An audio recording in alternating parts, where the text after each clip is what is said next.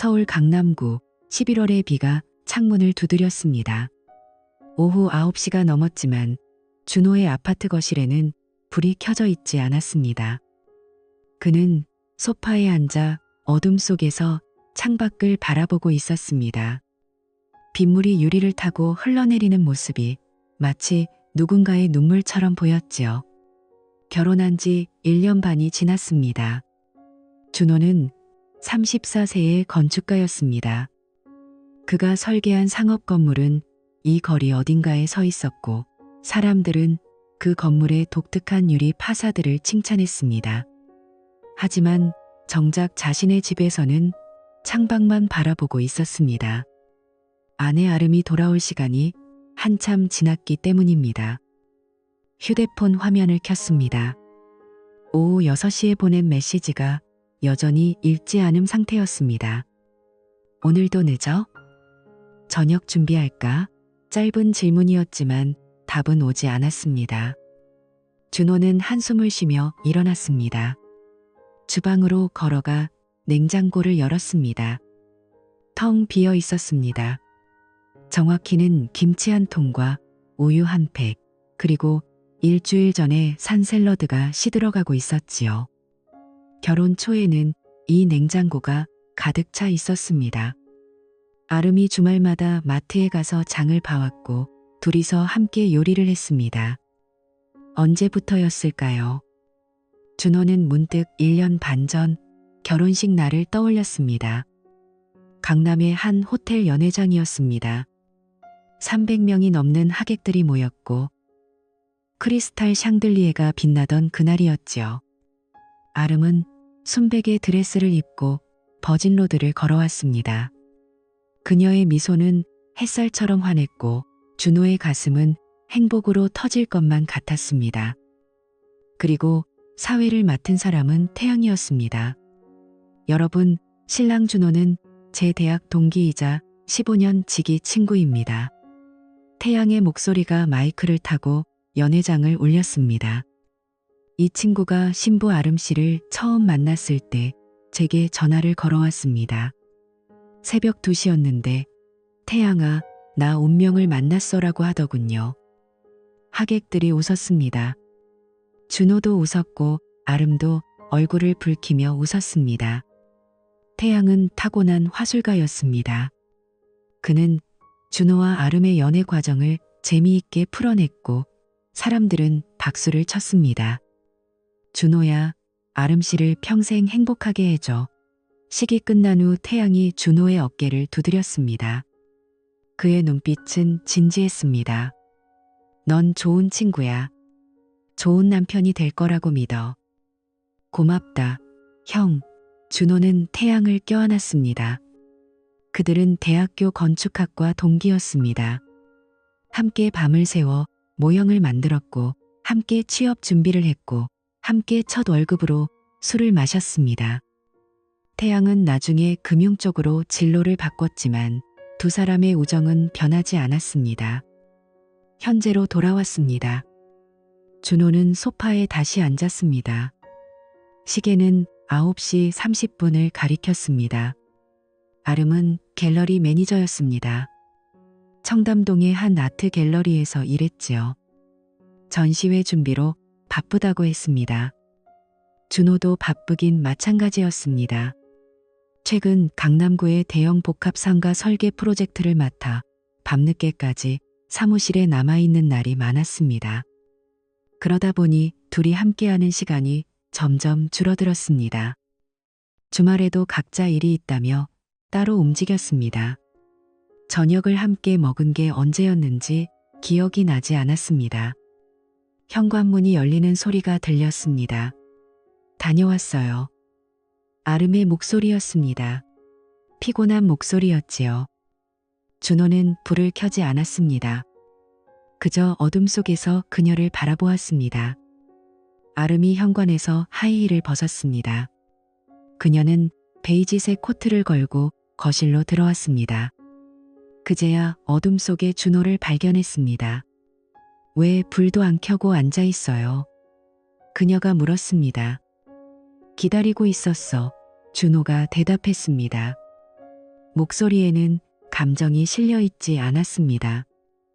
미안해요. 전시 준비가 늦어져서 아름이 말했습니다. 그녀는 부엌으로 가서 물을 마셨습니다. 저녁은 먹었어요? 아니, 준호가 짧게 답했습니다.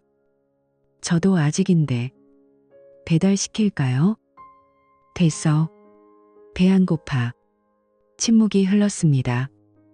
냉장고 모터 소리만 희미하게 들렸습니다. 아름은 소파 반대편에 앉았습니다. 둘 사이의 거리가 이상하게 멀게 느껴졌습니다. 요즘 많이 바빠요? 준호가 물었습니다. 네. 다음 주에 큰 전시가 있어서요. 당신은? 나도. 프로젝트 마감이 다음 달이라. 그렇구나. 대화가 끊겼습니다. 이것이 그들의 일상이 되어버렸습니다.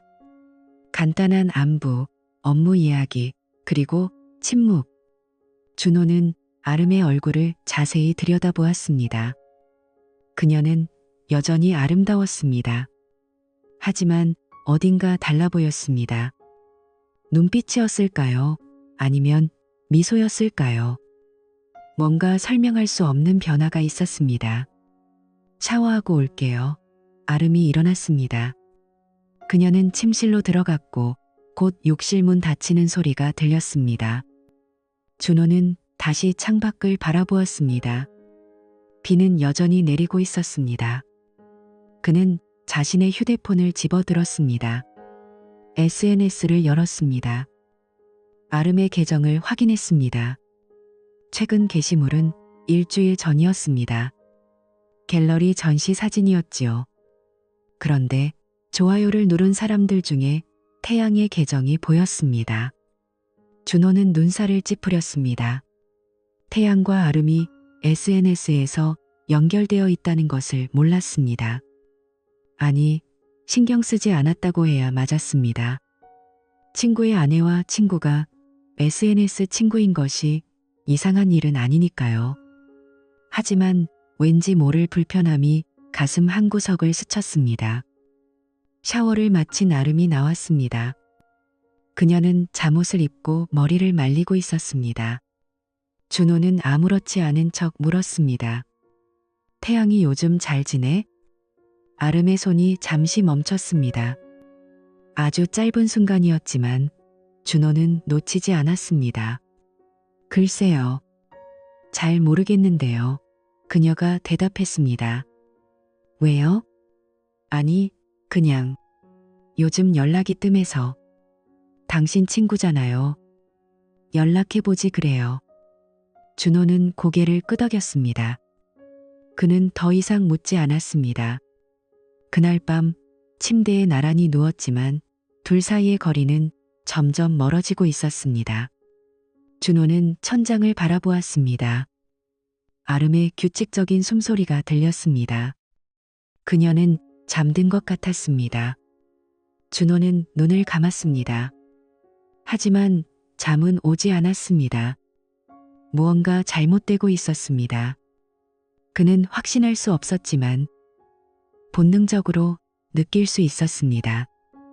행복했던 결혼 생활의 표면 아래 어딘가에 균열이 생기기 시작했습니다. 그리고 그 균열은 곧 그의 인생 전체를 무너뜨릴 것이었습니다. 준호가 이상함을 느낀 것은 결혼 1년째 되던 겨울부터였습니다. 아름의 휴대폰이 조금씩 달라졌습니다. 예전에는 거실 테이블 위에 무심코 놓아두던 그녀가 어느 순간부터 늘 손에 들고 다녔습니다. 샤워할 때도 욕실 안으로 가져갔지요. 알림음이 울리면 화면을 재빨리 확인하고는 미소를 지었습니다. 누구와 연락하는지 물으면 회사 일이야 또는 친구야 라고만 답했습니다. 어느 날 준호는 문득 떠올렸습니다.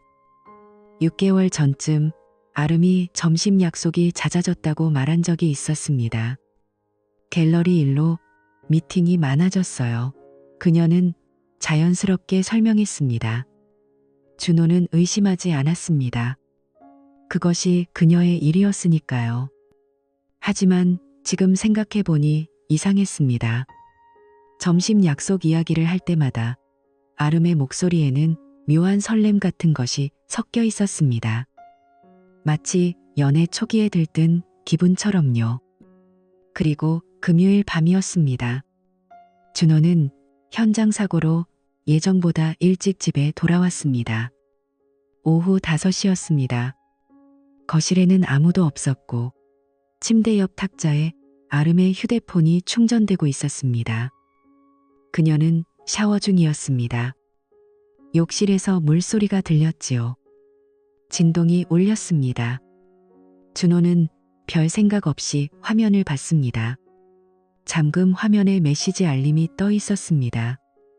발신자는 TAJ였습니다. 태양의 영문 이름 이니셜이었지요. 메시지 내용은 이랬습니다. 아름 씨가 어제 입었던 그 옷 정말 아름다웠어요. 어제가 첫날보다 더 좋았어요. 준호의 심장이 멈춘 것 같았습니다.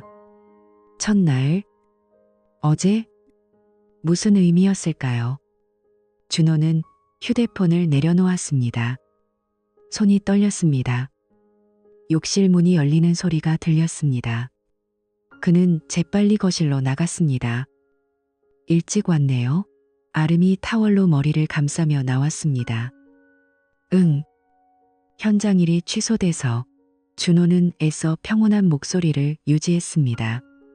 아름은 휴대폰을 집어 들었습니다. 화면을 확인했습니다. 그녀의 표정이 순간 굳었습니다. 아주 짧은 순간이었지만 준호는 그것을 봤습니다. 당황, 그리고 무언가를 숨기려는 표정이었습니다. 저녁 뭐 먹을까요? 그녀가 재빨리 주제를 바꿨습니다. 아무거나, 준호가 답했습니다.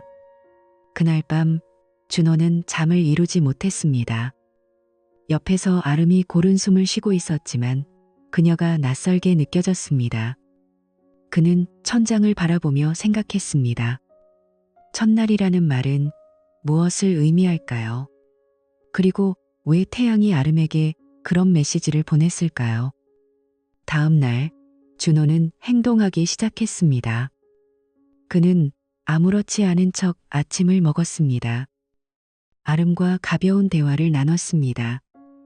하지만 그의 머릿속은 차갑게 돌아가고 있었습니다. 건축가로서 그가 배운 것은 정밀함이었습니다. 감정이 아니라 사실이었지요. 그는 증거가 필요했습니다. 월요일 오전 사무실에서 준호는 문득 기억을 떠올렸습니다. 3달 전쯤 태양이 출장 때문에 준호의 차를 빌려간 적이 있었습니다. 이틀 동안이었지요. 준호는 늘 블랙박스 영상을 클라우드에 자동 백업하도록 설정해 두었습니다. 그는 노트북을 열고 클라우드 계정에 접속했습니다. 3개월치 영상 파일이 저장되어 있었습니다. 날짜별로 정리되어 있었지요. 그는 태양이 차를 빌려간 날짜를 찾았습니다. 2시간 동안 영상을 돌려봤습니다. 그리고 발견했습니다. 금요일 저녁 오후 8시경의 영상이었습니다. 태양이 운전석에 앉아 있었고 조수석에는 여자가 한 명 있었습니다. 화질이 선명하지는 않았지만 차가 한 호텔 지하 주차장으로 들어가는 장면이 담겨 있었습니다. 준호는 영상을 정지시키고 확대했습니다. 여자의 옆모습이 보였습니다. 그리고 그녀가 입고 있던 옷이 보였습니다. 베이지색 롱코트. 준호가 작년 크리스마스에 아름에게 선물한 코트와 똑같았습니다. 준호는 의자의 등을 기댔습니다. 숨이 막혔습니다. 이것이 증거일까요? 아직 확실하지 않았습니다. 같은 옷을 입은 다른 여자일 수도 있었습니다. 하지만 그의 본능은 말하고 있었습니다. 아니다. 그건 아름이다. 다음 날 준호는 용산 전자상가로 갔습니다. 작은 상점에 들어가 GPS 추적 장치를 구입했습니다. 손톱만한 크기였습니다. 배터리는 일주일 동안 지속된다고 했습니다. 누굴 추적하시려고요? 상점 주인이 웃으며 물었습니다. 제 물건이 자주 없어져서요. 준호는 거짓말을 했습니다. 그날 저녁 아름이 갤러리에 있는 동안 준호는 행동했습니다. 그녀가 즐겨 쓰는 가방, 명품 핸드백 안쪽 지퍼 주머니 안에 GPS 장치를 조심스럽게 숨겼습니다. 그곳은 그녀가 거의 확인하지 않는 공간이었습니다. 이제 기다릴 차례였습니다. 목요일이었습니다. 아름이 저녁 약속이 있다고 말했습니다. 클라이언트 미팅이에요. 늦을 것 같아요. 몇 시쯤 올 것 같아? 준호가 물었습니다. 10시? 아니면 조금 더 늦을 수도 있어요. 준호는 고개를 끄덕였습니다. 아름이 나간 후 그는 휴대폰에 설치한 GPS 추적 앱을 열었습니다. 빨간 점이 움직이고 있었습니다. 청담동 방향이었습니다. 오후 8시 빨간 점이 멈췄습니다. 위치는 청담동의 한 부티크 호텔이었습니다. 2시간 동안 빨간 점은 움직이지 않았습니다. 준호는 소파에 앉아 그 점을 바라봤습니다. 분노가 치밀어 올랐습니다. 하지만 그는 참았습니다. 아직 완벽한 증거가 아니었습니다. 호텔 안에 레스토랑이 있을 수도 있었고 실제로 미팅을 하고 있을 수도 있었습니다. 하지만 그는 알고 있었습니다. 그것은 거짓말이라는 것을요. 토요일 오후였습니다. 아름이 말했습니다. 오늘 대학 친구들 만나기로 했어요. 저녁 먹고 올게요. 어디서 만나? 준호가 물었습니다. 강남역 근처요. 왜요? 아니, 그냥. 아름이 나간 지 30분 후 준호는 차키를 집었습니다. GPS 추적 앱을 켰습니다. 빨간 점이 움직이고 있었습니다. 강남역이 아니었습니다. 청담동이었습니다. 준호는 차를 몰고 그 위치로 향했습니다. 같은 부티크 호텔이었습니다. 그는 길 건너편 주차장에 차를 세웠습니다. 호텔 정문이 보이는 위치였습니다. 그리고 기다렸습니다. 해가 지고 있었습니다. 거리에 가로등이 켜졌습니다. 준호는 휴대폰 카메라를 준비했습니다. 심장이 빠르게 뛰었습니다. 오후 7시 40분 호텔 정문이 열렸습니다. 두 사람이 나왔습니다. 아름이었습니다. 그리고 태양이었습니다. 그들은 손을 잡고 있었습니다. 태양이 무언가를 말했고 아름이 웃었습니다. 친밀한 웃음이었습니다. 연인의 웃음이었지요. 준호는 카메라 버튼을 눌렀습니다. 연속으로 여러 장을 찍었습니다. 그리고 동영상도 촬영했습니다. 두 사람이 포옹하는 장면까지 담았습니다. 증거는 충분했습니다. 준호는 차 안에서 휴대폰을 내려다봤습니다. 방금 찍은 사진들이었습니다. 그의 아내와 그의 가장 친한 친구가 손을 잡고 있는 사진이었습니다. 이상하게도 눈물은 나오지 않았습니다. 대신 차갑고 날카로운 무언가가 가슴 속에서 자라나고 있었습니다. 분노였습니다. 하지만 감정적인 분노가 아니었습니다. 계산적이고 냉정한 분노였지요. 준호는 시동을 걸었습니다. 집으로 돌아가지 않았습니다. 강남역 근처의 작은 술집으로 갔습니다. 구석자리에 앉아 소주를 주문했습니다. 그리고 변호사에게 전화를 걸었습니다. 저녁에 죄송합니다. 급한 일이 있어서요. 무슨 일이신가요? 준호 씨? 이혼 상담 받고 싶습니다. 준호의 목소리는 놀라울 만큼 침착했습니다. 그리고 불륜소송도요. 전화 너머로 짧은 침묵이 흘렀습니다. 증거가 있으신가요? 있습니다. 사진, 동영상, GPS 기록, 메시지 캡처까지요. 알겠습니다. 월요일 오전에 사무실로 오시겠습니까? 그렇게 하겠습니다. 전화를 끊었습니다. 준호는 소주잔을 들어 올렸습니다. 투명한 액체가 목구멍을 타고 내려갔습니다. 쓰고 뜨거웠습니다.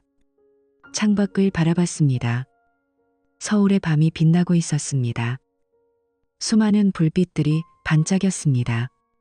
그 어딘가에 아름이 있을 것이었습니다. 아마도 집으로 돌아가는 중이겠지요. 거짓말을 준비하면서요.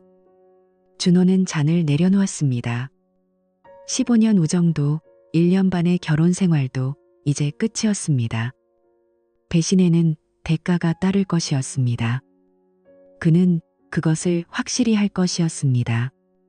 월요일 오전 10시 준호는 서초동의 한 법무법인 사무실에 있었습니다. 변호사는 40대 중반의 여성이었습니다. 김서연 변호사, 가족법 전문가였지요. 그녀는 준호가 건넨 USB를 받아 노트북에 연결했습니다. 먼저 증거를 확인하겠습니다. 화면에 사진들이 나타났습니다. 호텔 앞에서 손을 잡고 나오는 아름과 태양의 모습이었습니다. 동영상도 재생되었습니다. 포옹하는 장면, 차에 함께 타는 장면이었습니다.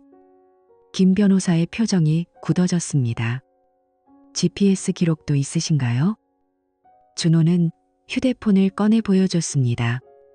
지난 3주간의 이동 기록이었습니다. 아름이 거짓말한 날짜와 실제 위치가 정확히 대조되어 있었습니다. 블랙박스 영상도요. 준호가 말했습니다. 3개월 전 영상입니다. 제 차를 빌려간 날이었죠. 영상이 재생되었습니다. 호텔 주차장으로 들어가는 장면이었습니다. 김 변호사는 고개를 끄덕였습니다. 충분합니다. 이 정도면 불륜 입증에 문제 없습니다. 그녀가 말했습니다. 재산 분할은 유책 배우자에게 불리하게 진행될 것입니다. 그리고 상간자, 즉 태양 씨에게 위자료 청구도 가능합니다. 얼마나 청구할 수 있나요? 상황에 따라 다르지만 보통 3천만 원에서 5천만 원 선입니다. 준호 씨의 경우 피고가 친구였다는 점에서 배신의 정도가 크므로 3천만 원은 충분히 인정받을 수 있습니다. 재산 분할 비율은요? 유책 배우자이므로 4, 6에서 3, 7까지 가능합니다. 준호 씨께 유리하게요. 준호는 침묵했습니다. 계산이 빠르게 진행되고 있었습니다. 강남의 아파트, 예금, 주식까지 합치면 약 12억이었습니다. 7대 3이면 8억 4천만 원 정도가 그의 몫이었지요. 대면 조정을 먼저 시도하실 건가요? 김 변호사가 물었습니다. 네. 직접 만나서 이야기하고 싶습니다. 그렇다면 대화를 녹음하시길 권장합니다. 법정에서 유리한 증거가 될 수 있습니다. 알겠습니다. 사무실을 나왔습니다. 서울의 하늘은 회색이었습니다. 준호는 휴대폰을 꺼내 메시지를 작성했습니다. 2통이었습니다. 아름에게 토요일 오후 3시. 우리가 자주 가던 카페. 꼭 와. 태양에게 토요일 오후 3시. 강남역 근처 카페 라떼아트. 할 말이 있어. 답장은 금방 왔습니다. 아름, 무슨 일이에요? 태양, 갑자기? 무슨 일이야? 준호는 답하지 않았습니다. 토요일이 왔습니다. 카페 라떼아트는 강남역 뒷골목의 조용한 곳이었습니다. 준호와 아름이 연애할 때 자주 오던 곳이었지요. 아이러니했습니다. 사랑이 시작된 장소에서 결혼이 끝날 것이었으니까요. 오후 2시 50분, 준호가 먼저 도착했습니다. 구석자리에 앉아 아메리카노를 주문했습니다. 태블릿을 꺼내 테이블 위에 놓았습니다. 녹음 앱도 실행시켰습니다. 3시 정각 아름이 들어왔습니다. 그녀는 검은색 코트를 입고 있었습니다. 준호를 발견하고 다가왔습니다. 무슨 일이에요? 갑자기 그녀가 앉으며 물었습니다. 조금만 기다려. 준호가 말했습니다. 목소리에는 감정이 없었습니다. 아름은 불안한 표정을 지었습니다. 3시 5분 문이 열렸습니다. 태양이 들어왔습니다. 캐주얼한 점퍼를 입고 있었습니다. 그는 준호를 보고 미소를 지으려 했습니다. 하지만 아름을 발견하는 순간 표정이 굳었습니다. 왜? 아름 씨가 태양이 말을 더듬었습니다. 앉아. 준호가 말했습니다. 태양은 천천히 의자에 앉았습니다. 세 사람이 삼각형을 이루고 있었습니다. 침묵이 흘렀습니다. 카페 안에서는 에스프레소 머신 소리만 들렸습니다. 준호는 태블릿을 켰습니다. 화면을 두 사람에게 보여줬습니다. 사진이 나타났습니다. 호텔 앞에서 손을 잡고 있는 두 사람의 모습이었습니다. 아름의 얼굴이 하얗게 질렸습니다. 태양은 입술을 깨물었습니다. 이게 아름이 떨리는 목소리로 말했습니다. 준호는 다음 사진을 보여줬습니다. 포옹하는 장면이었습니다. 그리고 동영상을 재생했습니다. 소리는 없었지만 영상만으로도 충분했습니다. 언제부터야? 준호가 물었습니다. 질문이 아니라 명령이었습니다. 침묵. 대답해. 준호의 목소리가 낮게 깔렸습니다. 아름이 고개를 숙였습니다. 그녀의 어깨가 떨리고 있었습니다. 6달 전부터요. 그녀가 작게 말했습니다. 6달. 결혼 1년 후였습니다. 준호는 태양을 바라봤습니다. 왜? 태양은 아무 말도 하지 못했습니다.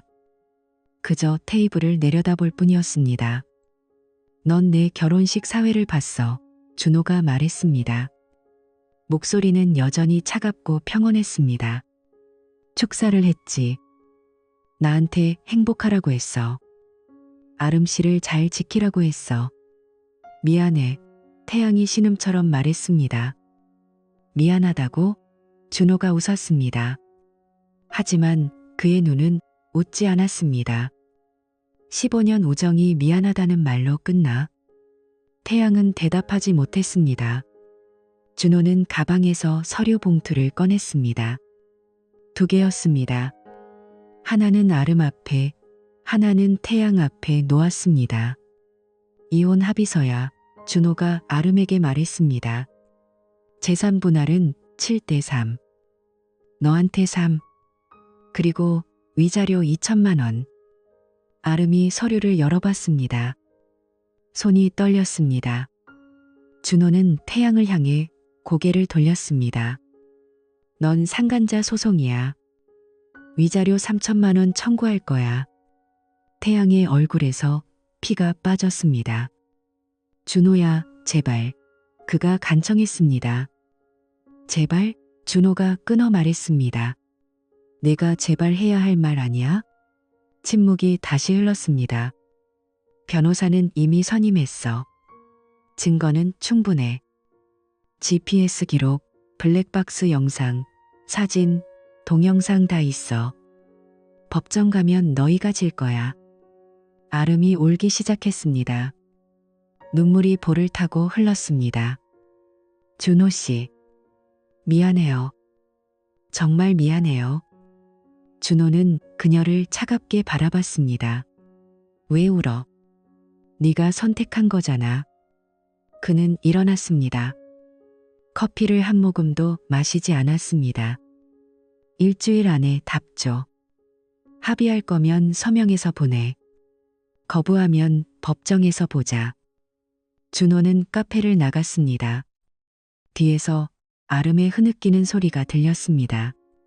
태양이 무언가 말하려는 소리도 들렸습니다. 하지만 준호는 돌아보지 않았습니다. 그날 밤 준호는 강변을 걷고 있었습니다. 한강의 야경이 물에 반사되어 일렁였습니다. 바람이 차가웠습니다. 휴대폰이 울렸습니다.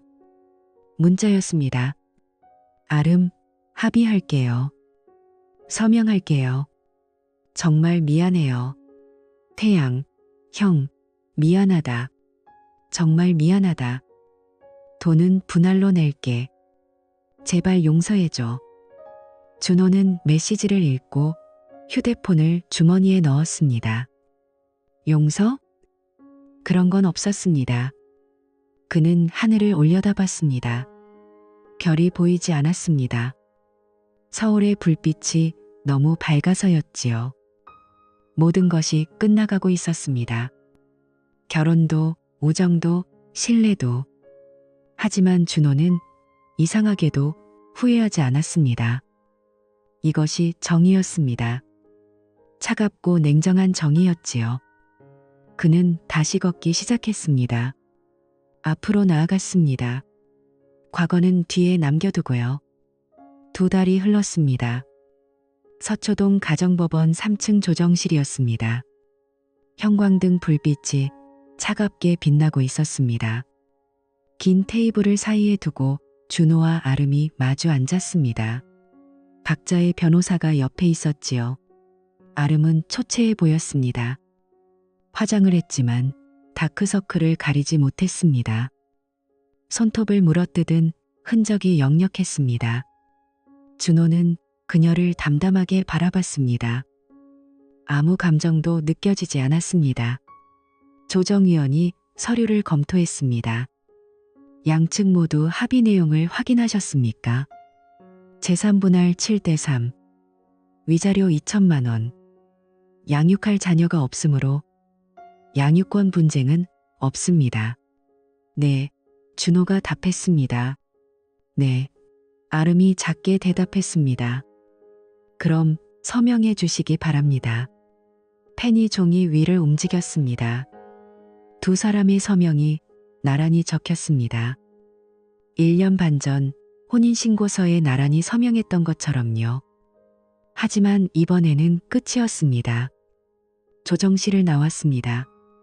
복도에서 아름이 준호를 불렀습니다. 준호 씨. 준호는 멈춰섰습니다. 돌아보지는 않았습니다. 미안해요. 정말 미안해요. 그녀의 목소리가 떨렸습니다. 나도 모르겠어요. 어떻게 이렇게 됐는지. 준호는 천천히 돌아섰습니다. 지금 변명하는 거야? 아니에요. 변명이 아니라 아름이 눈물을 닦았습니다. 그냥 한때는 우리가 행복했잖아요. 그걸 말하고 싶었어요. 준호는 그녀를 바라봤습니다. 한때 사랑했던 여자였습니다. 하지만 이제는 낯선 사람이었지요. 행복했던 게 배신할 이유가 되진 않아 준호가 말했습니다. 너는 선택했고 그 선택엔 대가가 따르는 거야. 그는 다시 돌아섰습니다. 아름의 흐느낌이 뒤에서 들렸지만 준호는 걸음을 멈추지 않았습니다. 같은 날 오후 준호는 태양을 만났습니다. 여의도의 한 커피숍이었습니다. 태양이 먼저 와 있었습니다.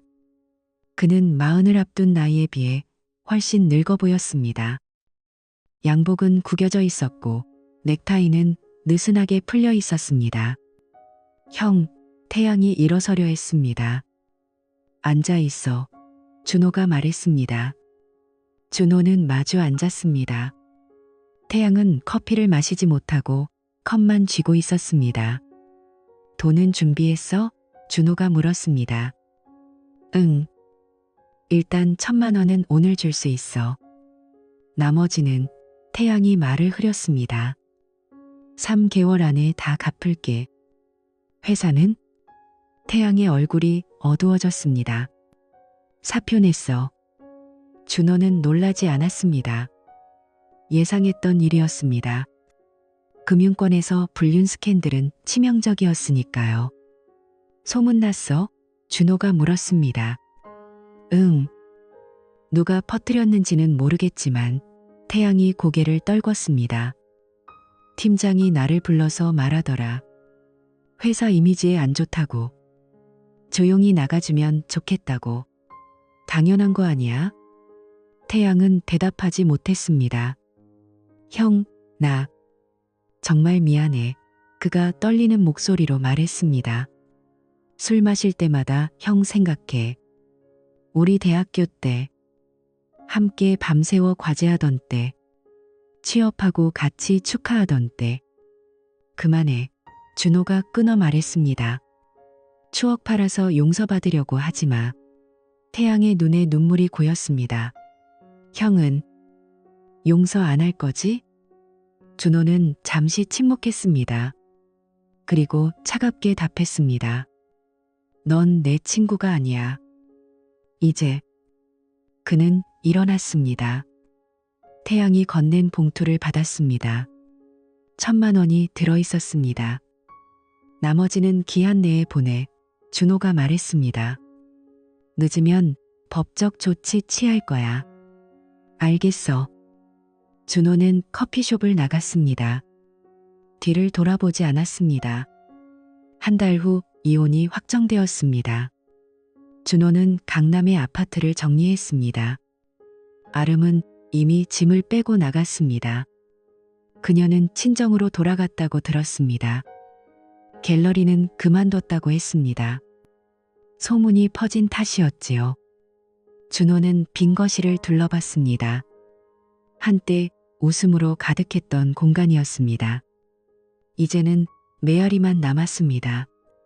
침실로 들어갔습니다. 서랍을 열었습니다. 결혼 반지가 들어있는 작은 상자가 있었습니다. 그는 그것을 꺼내 한참 바라봤습니다. 사랑해, 준호야. 결혼식 날 아름이 말했던 말이 떠올랐습니다. 거짓말이었을까요? 아니면 그때는 진심이었을까요? 준호는 상자를 닫았습니다. 그리고 서랍 깊숙이 넣었습니다. 결혼 앨범과 함께요. 휴대폰이 울렸습니다.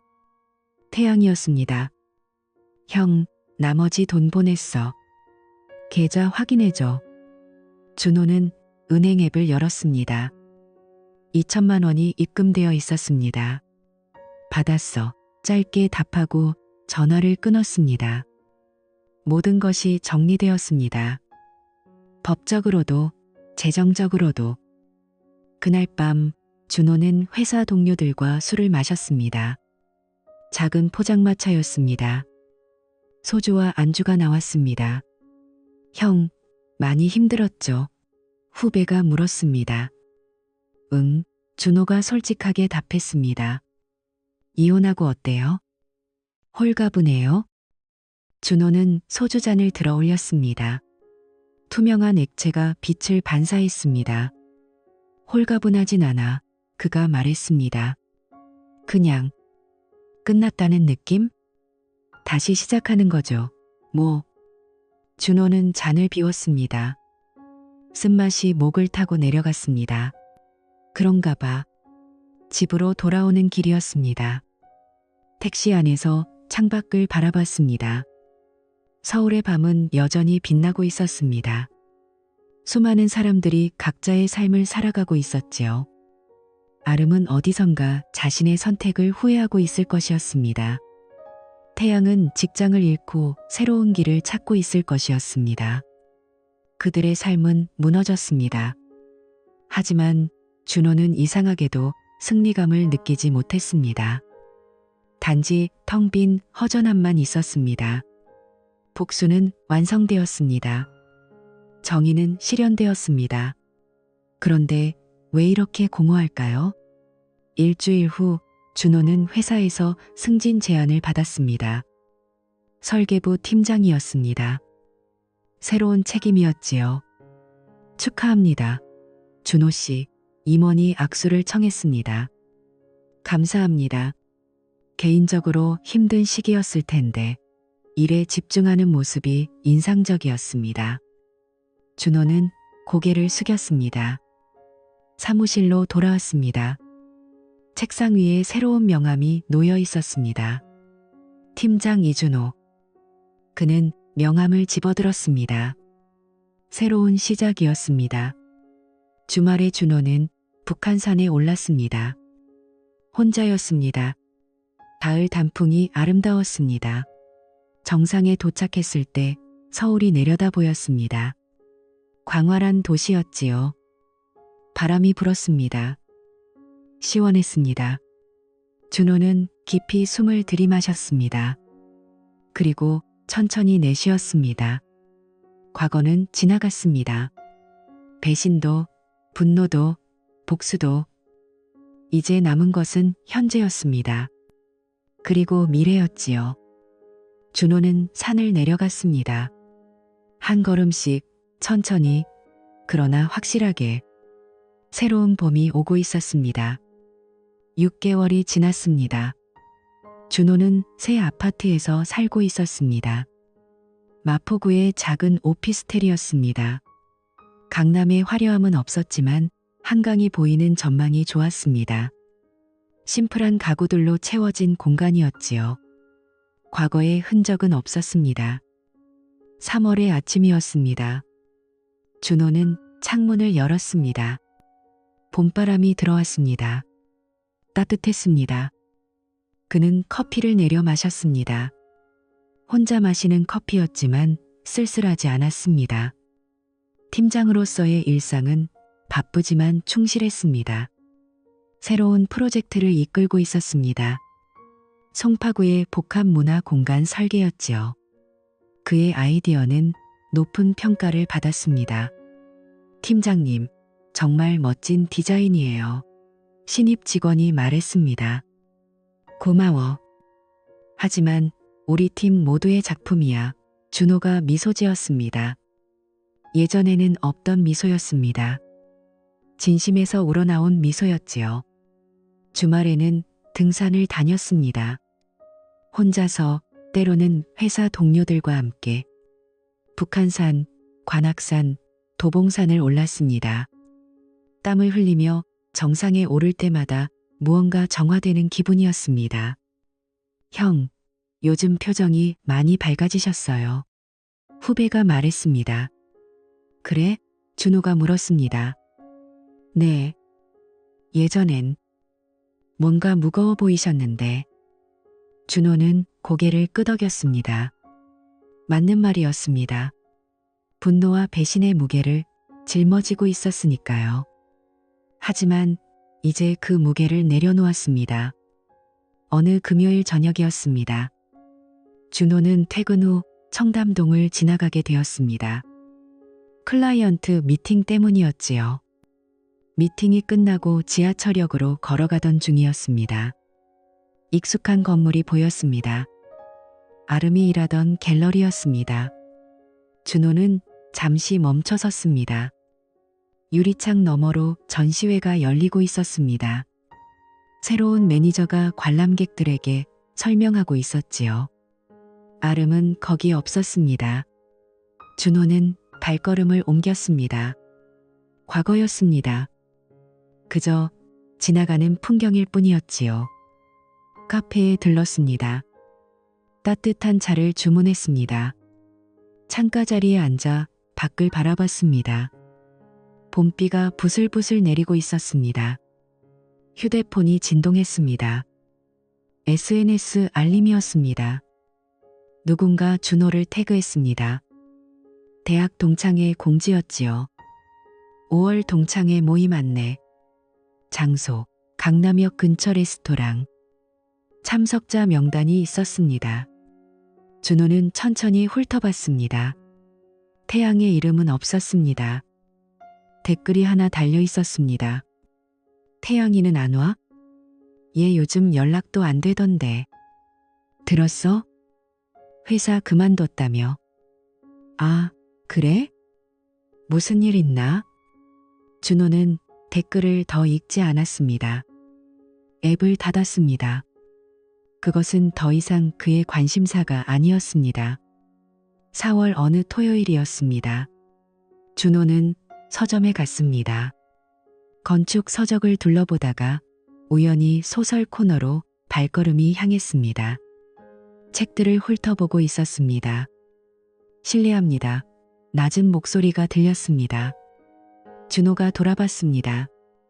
한 여자가 서 있었습니다. 30대 중반으로 보였습니다. 안경을 쓰고 있었고 수수한 원피스를 입고 있었습니다. 저기, 그 책 좀 집어주실 수 있으세요? 키가 안 닿아서 그녀가 미소 지으며 말했습니다. 준호는 높은 선반의 책을 꺼내 건넸습니다. 감사합니다. 그녀가 말했습니다. 천만에요. 짧은 대화였습니다. 그녀는 책을 들고 가벼이 고개를 숙이며 사라졌습니다. 준호는 다시 책을 보다가 문득 미소를 지었습니다. 이유 없는 미소였습니다. 그저 일상적인 친절이 주는 작은 기쁨이었을까요? 계산대로 향했습니다. 건축책 2권과 시집 1권을 샀습니다. 새로운 것을 읽고 싶었습니다. 5월이 왔습니다. 준호는 한강 공원을 걷고 있었습니다. 주말 오후였습니다. 사람들이 자전거를 타고 돗자리를 펴고 아이들과 놀고 있었습니다. 생명력 넘치는 풍경이었지요. 벤치에 앉았습니다. 강물을 바라봤습니다. 햇살이 수면에 반짝이고 있었습니다. 준호는 지난 1년을 돌이켜봤습니다. 배신을 알았을 때의 충격, 증거를 모으던 차갑고 고독한 시간들, 법정에서의 냉정함, 복수의 완성, 그리고 그 이후의 공허함. 하지만 이제는 달랐습니다. 공허함은 서서히 채워지고 있었습니다. 일로, 등산으로, 독서로, 새로운 사람들과의 만남으로 휴대폰을 꺼냈습니다. 오래된 사진첩을 열었습니다. 결혼식 사진이 있었습니다. 하얀 드레스를 입은 아름과 턱시도를 입은 준호가 웃고 있었습니다. 태양이 사회를 보며 마이크를 들고 있는 모습도 보였습니다. 행복했던 순간이었습니다. 거짓이 아니었습니다. 그때는 진심이었을 것입니다.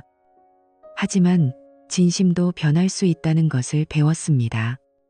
사랑도 끝날 수 있다는 것을. 그리고 신뢰가 깨지면 다시는 회복될 수 없다는 것을. 준호는 사진을 오래 바라봤습니다. 그리고 삭제 버튼을 눌렀습니다. 정말 삭제하시겠습니까? 준호는 망설이지 않았습니다. 확인을 눌렀습니다. 사진이 사라졌습니다. 깊은 숨을 들이마셨습니다. 그리고 천천히 내쉬었습니다. 과거는 끝났습니다. 이제 정말로. 며칠 후였습니다. 준호는 회사 복도에서 우연히 소식을 들었습니다. 동료 2명이 이야기하고 있었습니다. 아, 태양이? 알지. 금융회사 다니던 애. 응. 근데 요즘 작은 카페 한대. 진짜? 어디? 홍대 쪽이던가? 친구가 우연히 봤대. 준호는 걸음을 멈췄습니다. 잠시 듣고 있다가 다시 걸었습니다. 카페. 태양이 새로운 삶을 시작한 것이었습니다.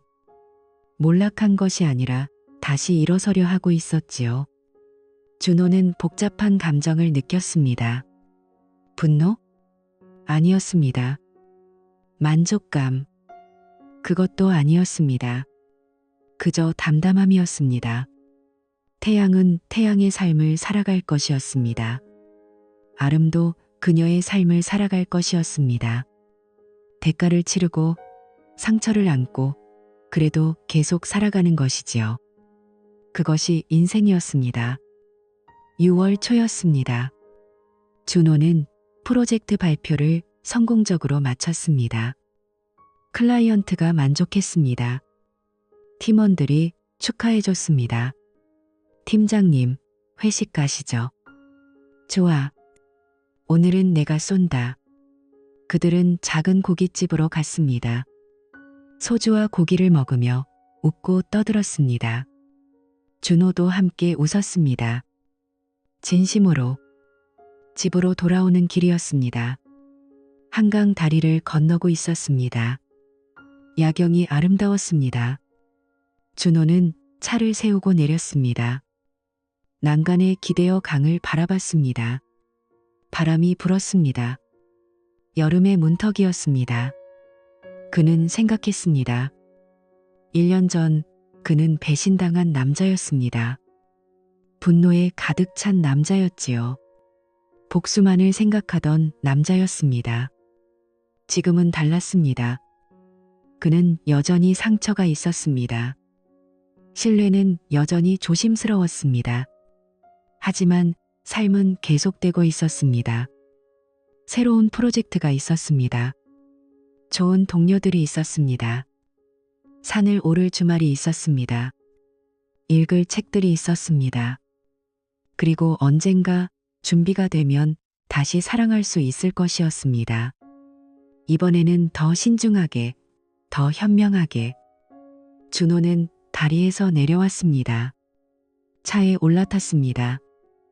시동을 걸었습니다. 집으로 향했습니다. 작지만 따뜻한 그의 공간으로. 그날 밤 준호는 침대에 누워 천장을 바라봤습니다. 서랍을 열었습니다. 깊숙이 넣어뒀던 작은 상자가 있었습니다. 결혼 반지가 들어있는 상자였지요. 그는 상자를 꺼내 열었습니다. 은은한 빛을 내는 반지를 바라봤습니다. 영원히 사랑할게. 결혼식 날 그가 말했던 말이었습니다. 영원은 없었습니다. 하지만 그것은 괜찮았습니다. 준호는 반지를 상자에 다시 넣었습니다. 그리고 서랍 깊숙이 넣었습니다. 마지막으로 불을 껐습니다. 어둠 속에서 눈을 감았습니다. 내일은 월요일이었습니다. 새로운 한 주가 시작될 것이었습니다. 새로운 도전이 있을 것이었습니다. 그리고 준호는 준비되어 있었습니다. 과거의 그림자에서 벗어나 현재를 살아가고 미래를 향해 나아갈 준비가. 창밖으로 달빛이 들어왔습니다. 은은하고 고요했습니다. 준호는 잠들었습니다. 꿈을 꾸었습니다. 배신의 꿈이 아니었습니다. 분노의 꿈도 아니었습니다. 그저 평온한 꿈이었습니다. 봄날의 산을 오르는 꿈이었지요. 정상에서 바라본 세상은 넓고 아름다웠습니다. 그리고 그는 혼자가 아니었습니다. 누군가와 함께 걷고 있었습니다. 얼굴은 보이지 않았습니다. 하지만 따뜻했습니다. 아직 만나지 못한 미래였습니다. 하지만 언젠가 올 미래였지요. 준호는 미소 지었습니다. 꿈속에서도 새로운 봄이 왔습니다.